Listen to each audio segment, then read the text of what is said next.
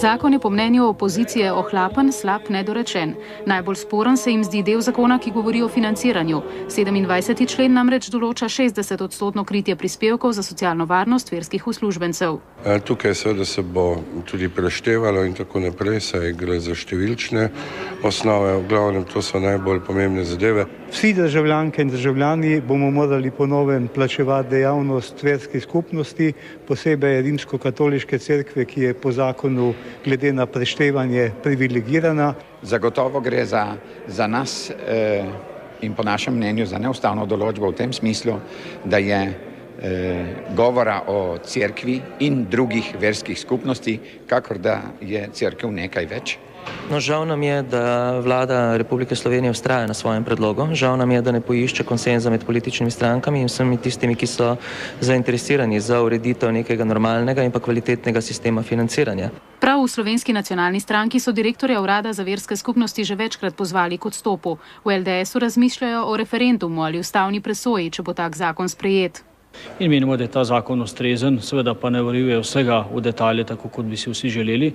Mislimo pa, da povzema v skladu z ustavo tisto, kar je treba formalno urediti, da bodo imele verske skupnosti svoj urejen status v Sloveniji. Ureja razmerja na evropsko primerljiv način in v praksi tudi uveljavlja oziroma uzakonja vse tisto, kar je veljalo že do sedaj. Zakon podpirajo tudi v največji verski skupnosti Rimskokatoliški cerkvi in želijo, da bi bil zakon čim prej sprejet.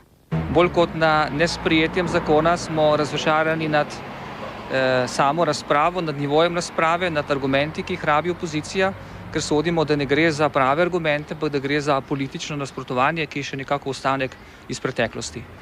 Skupnost za zavest Krišne, ki sodi med manjše verske skupnosti, saj ima okoli 3000 članov, ima glede zakona pomisleke, čeprav meni, da je do vere pozitiven. Motnost pa to, ker majhne verske skupnosti se v tem zakonu ne vidimo. Je večji si več, dobiš. Vladni predlog so načeloma podprli tudi v evangeličanski cerkvi.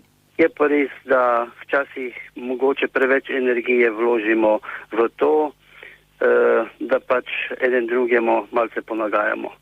Erniša še meni, da bi morali poslanci gledati tudi na to, kar verske skupnosti dobrega naredijo za družbo. Rimskokatoliška cerkev pa pravi, da je večina državljanov vernih, zato je po njihovem mnenju potrebna pozitivna naravnanost. V našem studiu je zdaj pripravljalec zakona, direktor Urada za verske skupnosti, dr. Drago Čepar. Lepo pozdravljeni. Lep pozdrav. Povejte najprej, boste zakon do jeseni, glede na vse pripombe, ki so popravili, ali pa bo Državni zbor ponovno glasoval o nespremenjenem besedilu? Popravki niti niso potrebni, niti postopek tega ne omogoča, tako da je samo končno odločanje odloženo. Kako odgovarjate na pripombe nasprotnikov predloga, da zakon privilegira večje verske skupnosti, da uvaja ocenjevanje pravih in manj pravih verske skupnosti, preštevanje vernikov, posledično omejuje versko svobodo? Te pripombe oziroma kritike niso utemeljene. Zakon daje vsem enake pogoje, povečuje versko svobodo in tudi to načelo te razumne sorazmernosti dejansko udejanja enakopravnost posameznikov in verskih skupnosti. Zakon smo pripravljali 3 leta, potrdili sta ga komisiji 2 zaporednih vlad, doživel je zelo široko podporo tudi med verskimi skupnostmi, velika večina verskih skupnosti ga podpira in verskim skupnostim, ki ga podpirajo, po popisu, zadnjem popisu prebivalstva pripada oziroma se je zanje opredelilo več kot 99% vseh tistih, ki so se opredelili za kakšno versko skupnost. No, manjše te verske skupnosti se v zakonu pravijo ne vidijo. Zakaj ne? Zakon vsem daje boljše pogoje. V primerjavi s prejšnjim zakonom so manjše verske skupnosti zelo dosti na boljšem, kajti prejšnji predlog zakona iz leta 1998 je zahteval, da recimo tudi te pogoje 100 članov izkažejo tudi tiste, ki so že registrirane. Sedaj ta predlog tega ne zahteva, tako da vsi tisti, ki so registrirani, ostajajo registrirani in tukaj te zadeve niso utemeljene. No, je pa ena nedvomno najbolj spornih točk financiranje. Opozicija vladi očita, da s proračunskim financiranjem verskih skupnosti krši ustavno načelo ločitve cerkve od države. Liberalna demokracija je predlagala prostovoljno financiranje. Kdor želi, pač plača nekaj od dohodnine. Torej, prav gotovo, da novi zakon ne prinaša neustavnosti, ampak jih odpravlja. Namreč ustavni zakon iz leta 1993 je zahteval, da se do konca leta 1993 odpravi neustavne zakone oziroma jih uskladi z ustavo. To na tem področju ni bilo urejeno in se dela šele sedaj s tem zakonom. Torej, odpravljamo neustavnosti, ne pa, da bi jih napravljali.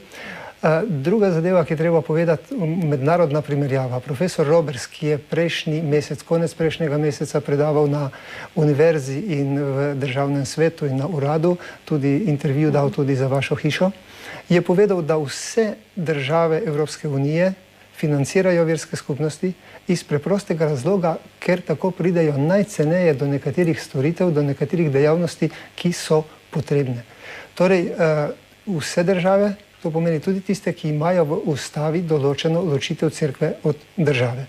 In tretja zadeva, ki je tukaj treba povedati, to financiranje se je dogajalo ne samo v samostojni Sloveniji, ampak tudi desetletja prej. Dogajalo se je na osnovi zakona iz leta 1976. Ne zakon, ne financiranje nista bila v nasprotju s tedanjo ustavo socialistično, ki je bila neprijazna do verskih skupnosti. In toliko manj je to isto v nasprotju s sedanjo ustavo, ki je to neprijaznost odpravila. Čisto na kratko še, je bila razprava o novem zakonu o verskih skupnostih res skrajno ideološka, kot smo večkrat slišali v zadnjih tednih? Torej, sama zadeva nikakor ni ideološka, dopušča pa seveda razpravo na različnih ravneh. Pri vladi in vladnemu namenu tu ni nobene ideologije, je nuja odpraviti to neustavnost in je operativna nuja, kajti delati na 30 let starem zakonu je, ne bom rekel nemogoče, ampak vedno težje. Gre torej za operativno nujo, in zakon je treba čim prej sprejeti, na to je opozarjal tudi varuh človekovih pravic.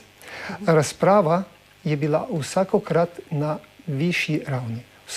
Torej, več razprav je bilo v državnem zboru, vedno več je bilo spoštovanja, vedno več stvarnosti, vedno manj ideologije. Torej, še nekaj jo pa seveda bo, to glasovanje na koncu, se pravi obstrukcija glasovanja, je bila zame presenečenje. To je škoda, zakon je treba čim prej sprejeti. Na to bomo počakali do jeseni. Dr. Čepar, hvala za pogovor.